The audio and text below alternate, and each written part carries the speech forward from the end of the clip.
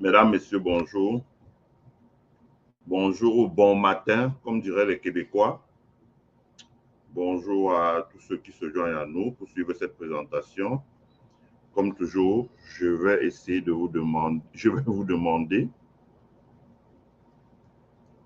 aidez-nous à partager. Voilà, donnez-nous un coup de main pour partager dans vos groupes, pour partager sur vos pages, pour partager dans vos groupes WhatsApp, dans vos groupes Telegram, dans tous vos groupes afin que le plus grand nombre de personnes aient accès à la présentation. Voilà, donc donnez-nous un coup de main. Donnez-nous un coup de main. Partagez surtout à partir de YouTube, hein, pour que le plus grand nombre de personnes puissent voir la présentation sur YouTube. Et mettez-nous, surtout sur YouTube, mettez-nous un like pour que le plus grand nombre de personnes puissent regarder la vidéo. Voilà, donc mettez-nous un like, ce sera intéressant. Donc, moi, je fais un petit tour de partage, en espérant qu'avec le tour de partage, voilà, ça va atteindre le plus grand nombre de personnes. Voilà. Donc, j'ai fait un tour de partage. Donc, faites pareil.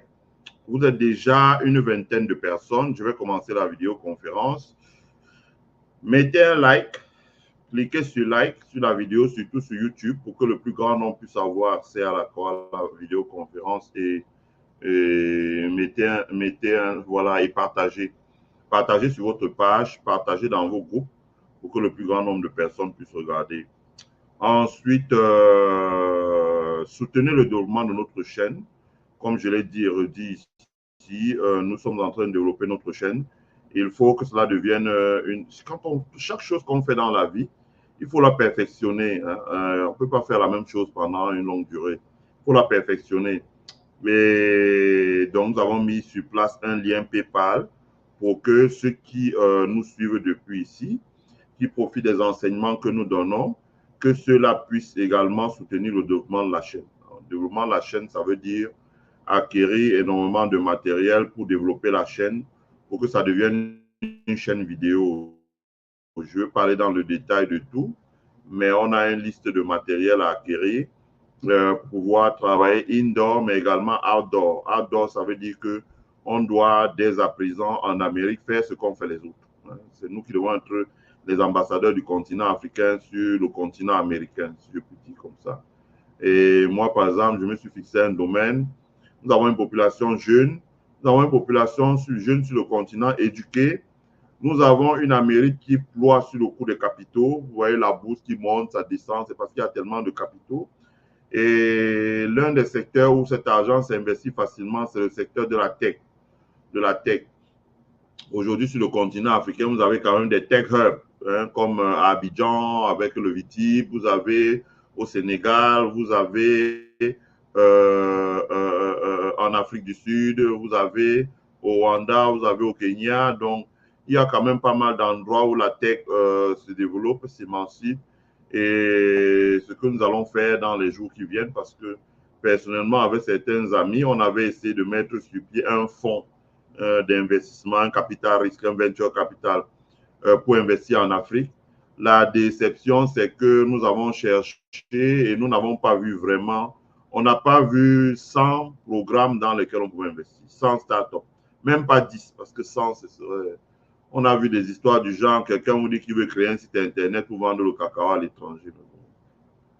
Donc, des choses comme ça, là, vraiment, c'est rien du tout. Il n'y avait rien de solide. Donc, on a jeté l'éponge un peu parce qu'on ne parvenait pas à trouver vraiment ce qu'on recherchait.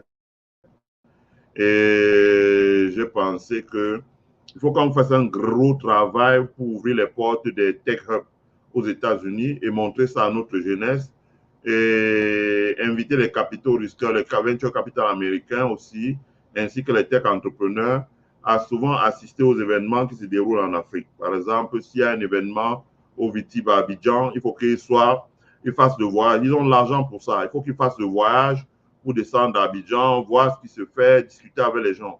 Cela m'a été suggéré par un de mes mentors, M. Christophe Lafayette, que j'avais interviewé dernièrement. Donc, vous pouvez regarder l'interview sur la page. Je pense que si on commence à faire ce maillage-là, petit à petit, on va voir des Africains commencer à se déplacer, des Américains commencer à se déplacer pour aller aussi vers l'Afrique, prospecter, comme ils l'ont fait par le passé en Asie. C'est de ça qu'il s'agit. Donc, il revient à vous de soutenir le développement de notre chaîne parce que je pense que si jamais des entreprises sortent sur le continent africain, l'un des principaux bénéficiaires de ces investissements, ce sera aussi la progéniture de ceux qui nous regardent. Voilà.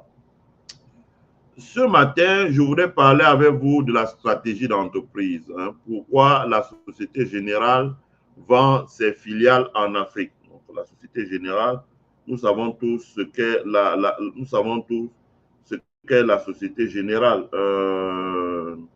La Société Générale, c'est une banque française. Hein. Je vais expliquer ça plus tard. Je vais faire un long développement sur elle, son histoire, ses activités, son réseau et son redéploiement. Bonjour Chantal.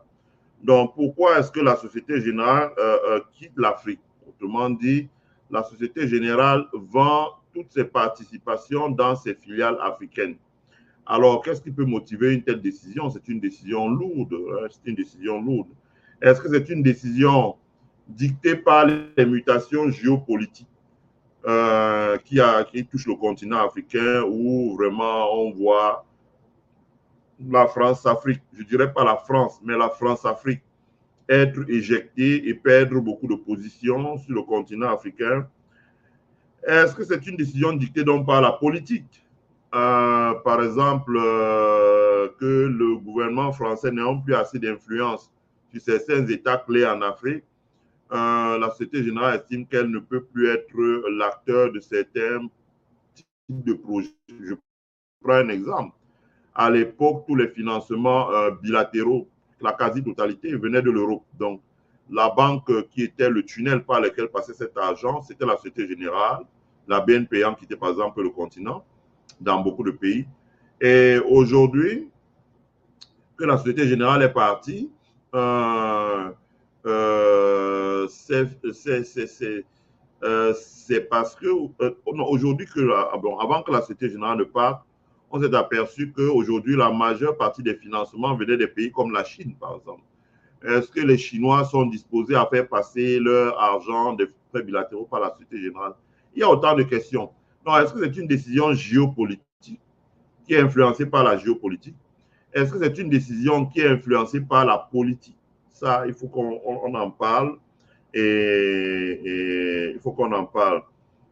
Est-ce que c'est une décision qui est dictée par la stratégie d'entreprise?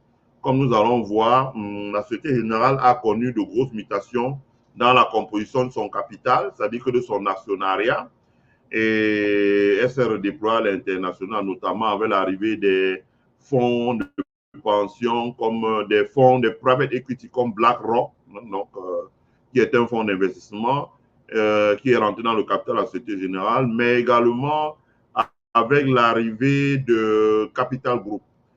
Capital Group, c'est un fonds d'investissement californien où moi j'ai des participations depuis, je vais vous expliquer à peu près comment ça fonctionne tout à l'heure. Depuis 10 ans, j'ai déposé $4,000 par an, $4,000 par an. Donc, cet argent, ils regroupent pour tout le monde. Ils investissent sur les marchés et chaque mois, ils vous envoient un relevé. Et avec ce relevé-là, vous pouvez voir ce qu'on appelle net asset value. Ça veut dire la valeur nette de votre investissement au jour le jour. Ça veut dire si votre investissement, si le fonds a connu une performance de 30% par an, ou même disons de 15% par an pendant les 10 dernières années, vous pouvez voir la valeur de votre investissement. Par exemple, si vous avez mis $40,000 et qu'aujourd'hui cet investissement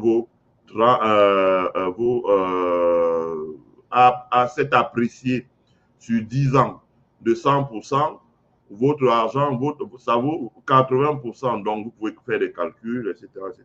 Donc, c'est de ça qu'il s'agit. D'abord, pour que les gens comprennent bien c'est quoi. Bonjour Agnès, bonjour ma chère soeur.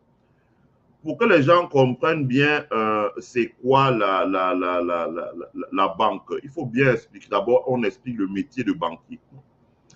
D'abord, vous avez les banques centrales. En fait, les banques centrales, on appelle ça la mère des banques. Ça veut dire que c'est la banque des banques. La banque centrale, le rôle de la banque centrale, c'est d'assurer ce qu'on appelle, parce que la banque centrale, c'est une banque, hein, elle reçoit les dépôts des banques. Donc, les banques ont ce qu'on appelle les réserves légales.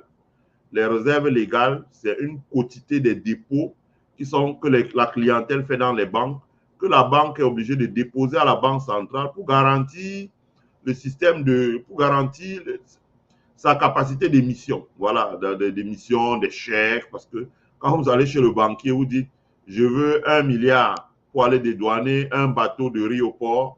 Quand il vous donne les 1 milliard, là, ce n'est pas l'argent qu'il a dans son compte. Simplement, il crée de l'argent selon la réglementation bancaire qui est édictée par la Banque centrale. Donc, le banquier est donc soumis à certaines conditions de déposer un certain montant de ses dépôts à la Banque centrale. C'est ce qu'on appelle les réserves légales. Donc, la Banque centrale reçoit cet argent.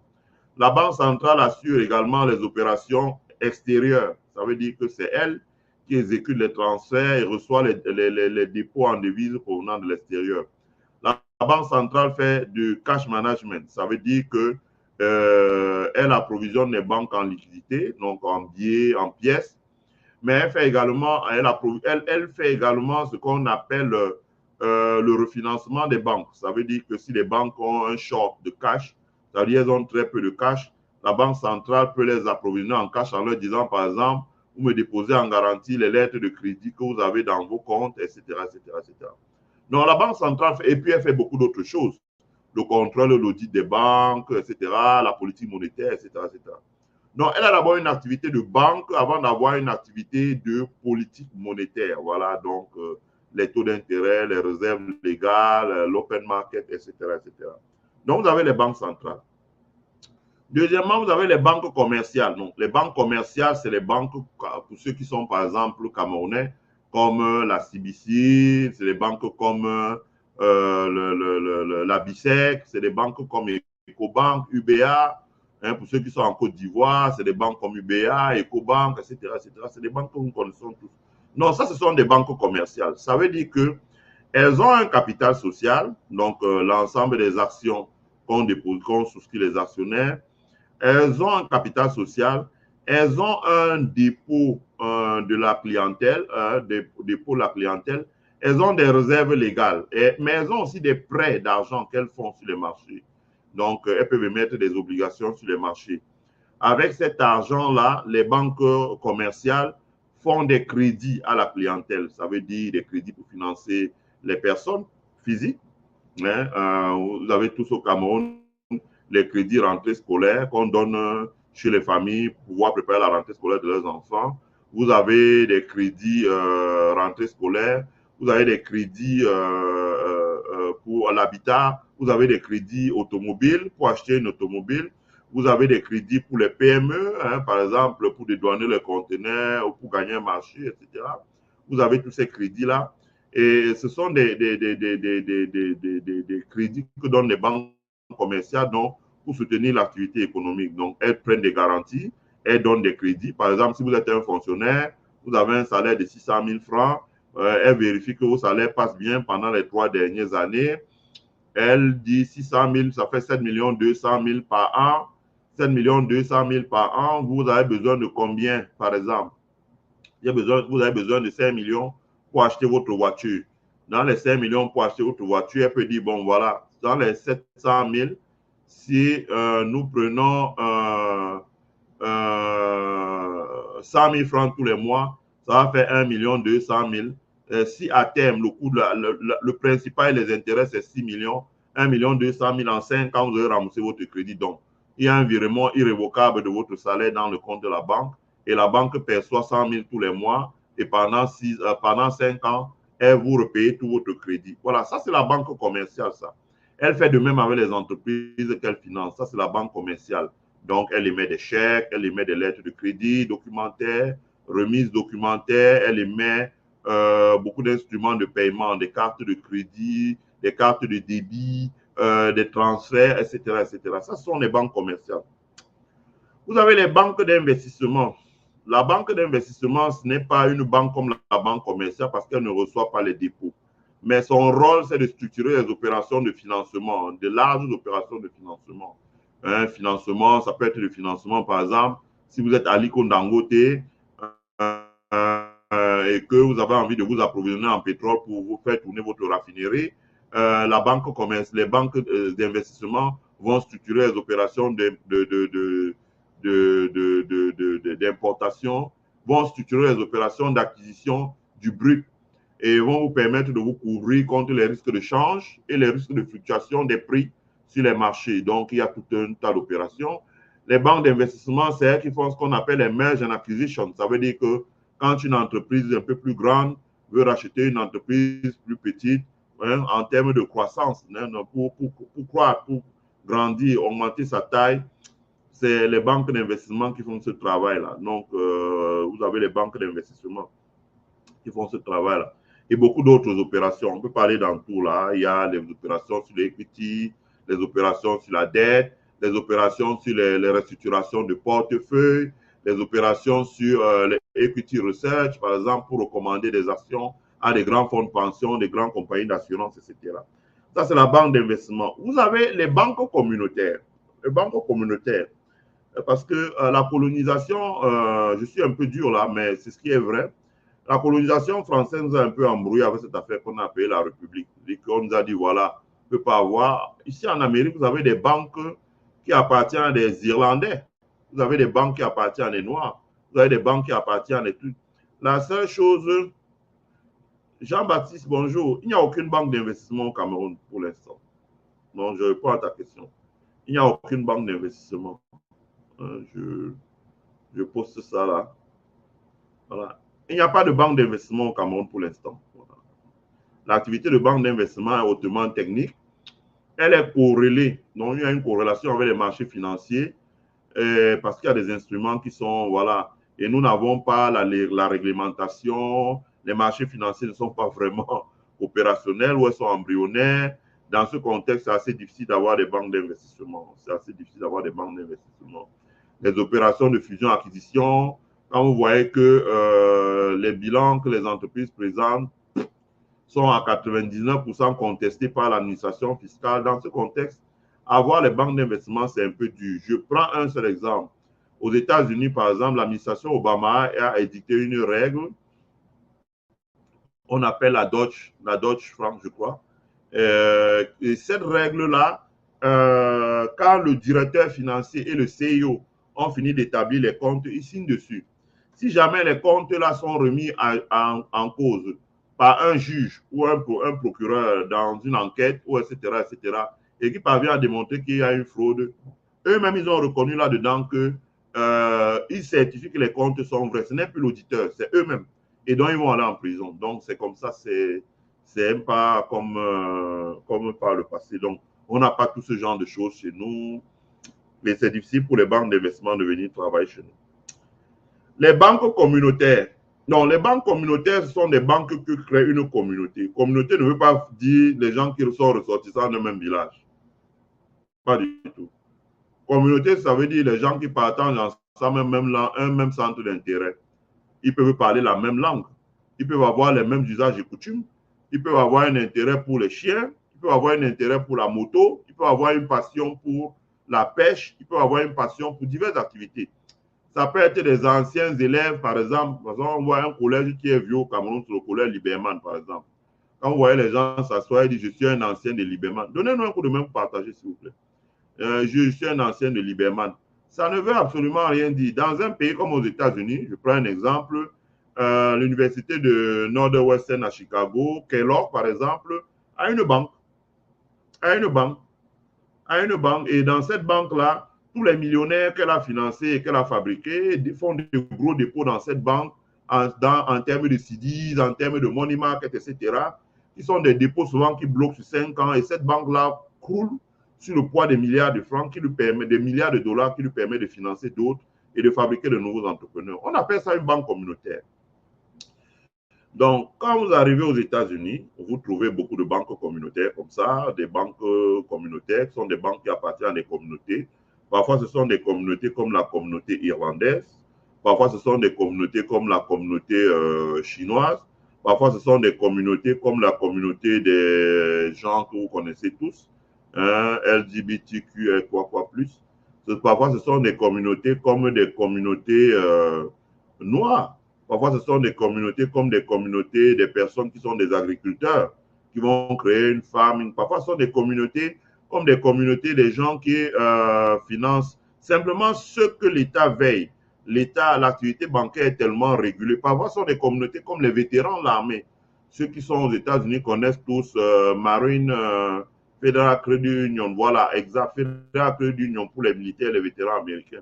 Exact, Jules Julio. Tu m'as devancé juste à temps. Je m'apprêtais à parler de ça. Donc, vous avez, c'est l'une d'ailleurs des plus grandes banques, Marine Credit Union.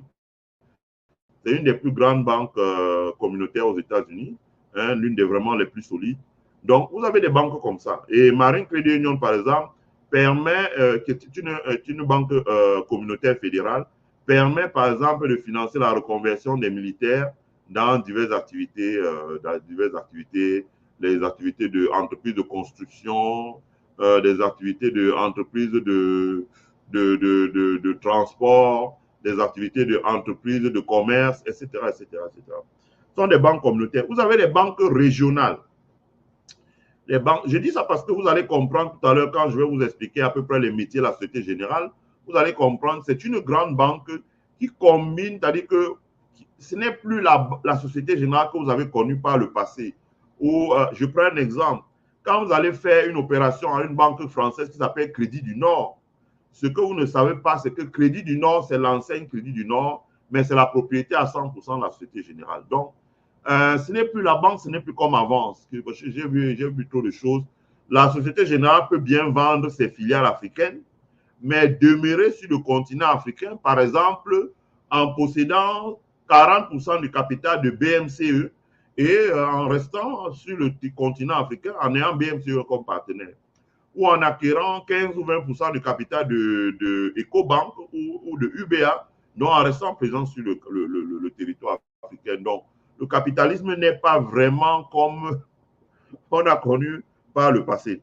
Donc, vous avez la banque régionale. Donc, la banque régionale, c'est une banque, la banque régionale, c'est une banque qui opère dans le territoire d'une région. Très souvent, ce sont des banques qui sont portées. C'est ce pour quoi moi j'ai milité. C'est-à-dire que dans notre grand ouest là, au lieu que les élites viennent fatiguer les gens, comme les Ketchapoutais sont fait à Paris dernièrement, avec les méthodes de 1960, comme Nino lui a répondu, les méthodes de 1960, il n'a pas retenu la leçon que les Nyatadé ont fait ça dans les années 50, ils ont fini sur un peloton d'exécution. Non, il y a les banques régionales. Vous créez une banque, le périmètre de compétences de la banque, c'est une région. Et OK. OK. OK. Donc, la banque commerciale, la banque régionale opère uniquement dans un périmètre, c'est la région. Donc, elle ne va pas au-delà de la région, elle opère dans la région et elle a pour but de financer les activités, comme on dit, start-up activity. Souvent, elle est soutenue par l'actionnariat, c'est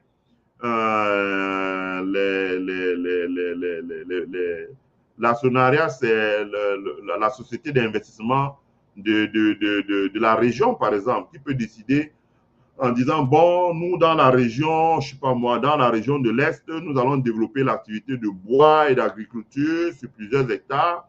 Nous voulons devenir les champions de la transformation du bois. Nous voulons devenir les champions de la production, de la transformation du café. Nous voulons devenir les champions de l'élevage du poisson dans le d'eau douce et de la transformation en poisson séché, par exemple. Elle peut cibler 20 secteurs d'activité et dire, nous voulons être les numéro 1. Et donc, d'affecter une partie de l'argent. Le seul problème de ce genre de banque dans notre pays, c'est qu'on connaît la dimension vorace et de nos élites. Ça veut dire que si une banque comme ça est mise si une banque comme ça est mise en place, la conséquence, c'est que nos élites vont s'arranger à avoir tous à 90% les crédits. Et les crédits vont aller dans des histoires qui n'ont absolument rien à voir avec l'activité de la banque. C'est dommage. Vous avez les banques publiques de développement. La banque publique de développement, c'est des banques, on a connu ça au Cameroun.